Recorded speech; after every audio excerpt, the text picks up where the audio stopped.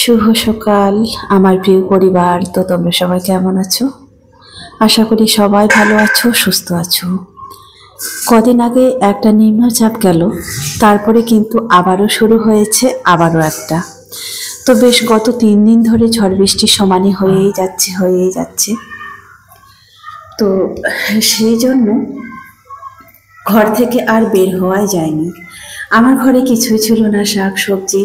ভেবেছিলাম কালকে বিকালে যাব, কিন্তু বিকালটাও তো সেই বৃষ্টিতেই গেল। যেই না রেডি হয়েছি তখনই সঙ্গে সঙ্গে বৃষ্টি। তারপরে ভাবলাম কালকে সকালে যাব। কাল সকালে যখন রেডি হয়েছি আবারও বৃষ্টি।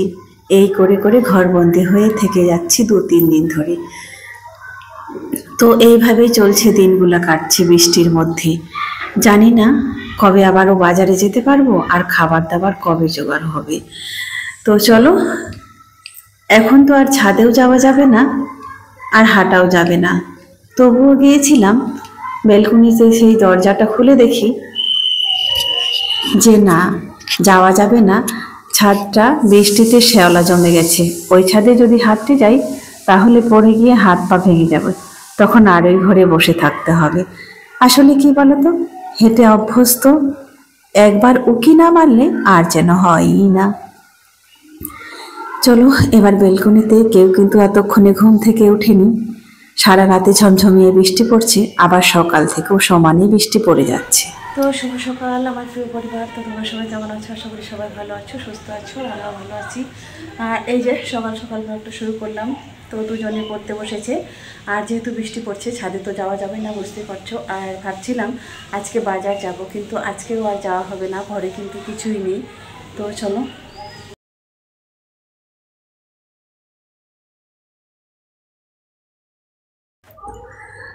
রিয়ার কাল থেকে শরীর খারাপ, ও ভিডিওতে আসেওনি, ওকে দেখতে কম আসি। তো সকালে কিছু খায়নি, খেতে বলেছিলাম, মুড়ি খেতে বললাম, খায়নি। তো চিড়া ছিল, সেটা আমি পোলাও করে দিলাম, সেটা যদি বসে বসে খায়। চলো, মাছ ঘরে নিয়েছি। সবজির দোকান কাকিমাটা আর আসেনি, কি হয়েছে জানি না। তো শুধু মাছওয়ালাটাই পাওয়া যায়, সেই মাছটা ছাড়া আর কোনো কিছু নেওয়া যাবে না। বেশ সুন্দর ছিল, নিচে বাজার, উপরে আমরা থাকি। টুক করে নেমে গিয়ে নিয়ে চলে আসবো বাজারটা। তো টুক করে নিয়ে চলে যাব, কিন্তু সেটা আর বন্ধ হয়ে গেল। আসলে কি বলতো, সব সুখ সবার কপালে সয় না, এই হলো কথা। তো আমরা যতই চেষ্টা করি, হ্যাঁ, একটা কথা বলি যে এই কথাটা কতটা সত্যি জানি না, সুখ সবার কপালে সয় না। এই যে দেখো, তোমরা সবাই বলছিলে যে নিচে তোমার বাজার, ওপরে তুমি থাকো, কত সহজ, শুধু নিচে নেমে এসে টুক করে বাজারটা নিয়ে যাবে। আরও অনেকেই বলেছিল তুমি যদি ওপর থেকে যদি একটা রশি টাঙিয়ে যদি ব্যাগটা যদি নিচে যদি ঝুলিয়ে দাও, তাতেও কিন্তু খুব সুন্দর তোমাকে তুলে দিবে বাজারটা। সত্যি সেই মতোই হয়েছিল। তো কি বলতো, আমরাও এসছি, মোটামুটি 1 সপ্তাহের মতো পেলাম বাজার। তারপরে কিন্তু সেই মাসিমাটাকে আর দেখতে পাইনি। জানি না কি হয়েছে, আদৌ কি বেঁচে আছে কি নাই সে কথাও জানতে পারিনি। যেহেতু কোনো কিছুই নাই, আলুটাই ছিল শেষ সম্বল, সেটা দিয়ে আর মাছ দিয়ে একটা ঝোল করব ভাবছি। আর আছে টমেটো। ভাগ্যিস এই আলুটা আর টমেটোটা ছিল, না হলে কিন্তু খুব সমস্যা হয়ে যেত। তো এই যে বাজার, আমাকে যেতে হবে কতটা দূরে বলতো, রাজা বাজার। বেশ অনেকটাই যেতে হবে, খানিকটা দূরে রাজা বাজার। আর ওইখানে আবার বাজারটা কাছে ছিল। মেদিনীপুরের সব থেকে বড় বাজার হচ্ছে, সবজির বাজার হচ্ছে ওই রাজা বাজার। সবাই ওখান থেকে নিয়ে যায়। তো সম্ভব হচ্ছে না বৃষ্টির জন্য যে আমি যাব বাজারে। বৃষ্টি তো সমানে পড়েই যাচ্ছে।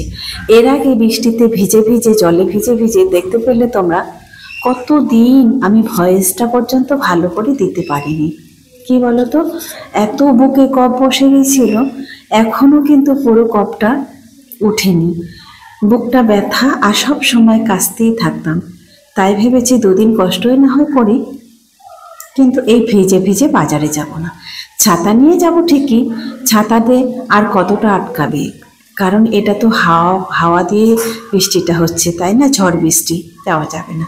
আজকের মতো চলো এটাই করি, কালকের দিনে দেখা যাবে কি হয়।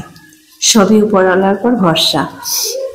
দুটো বাচ্চা নিয়ে যেহেতু 7টা বছর কাটিয়ে দিতে পারলাম, আর দেখি এখন তো তোমরা সবাই ভরসা দাও।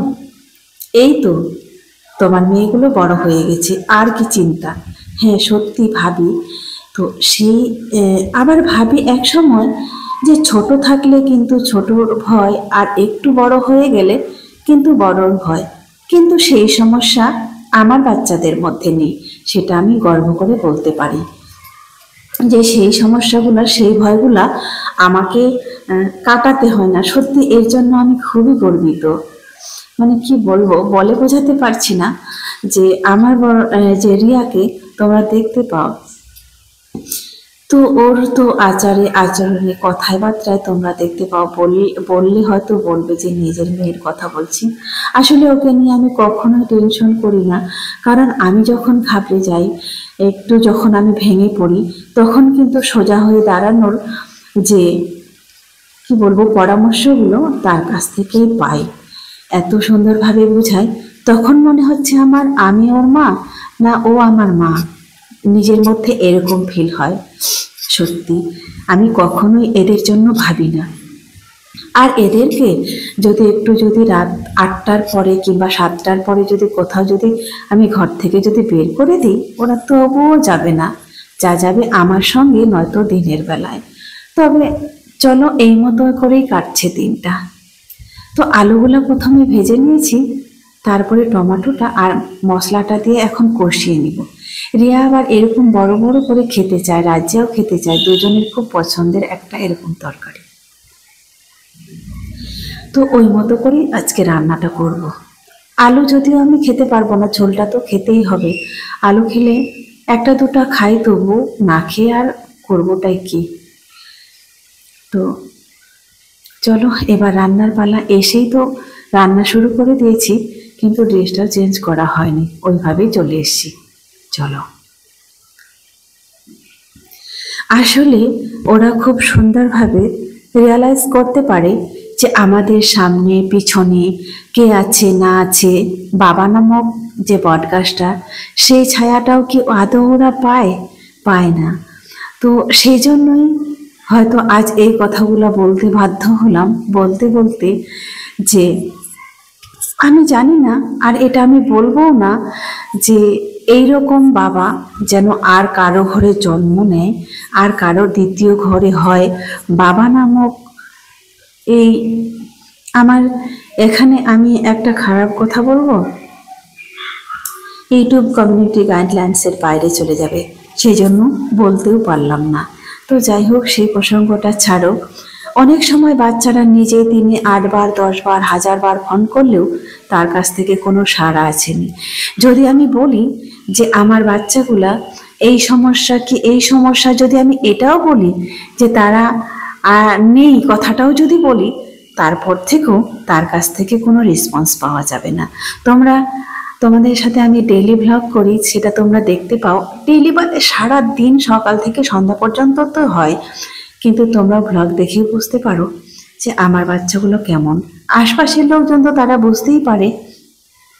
তো আমাকে বলেও যে রিয়ার মতো যদি 10টা বাচ্চা হয়, তাতেও কিন্তু পালন করা যায়, ওর মতো বাচ্চা যদি হয়। আসলে হয়তো তোমরাও বলবে যে নিজের মেয়ে বলে বলছি না, সত্যি ও আমাকে এতটাই ভরসা দেয়, এমনই একটা বাচ্চা। তো চলো সেই কথা ছাড়ো, এবার রান্না করে চলে এসেছি ঘরে। ঘরে মানে কথা বলতে বলতে আমার মনেও থাকে না। রান্না করে এবার চলে এসেছি খেতে। একটু খেতে দেরি হলো। তো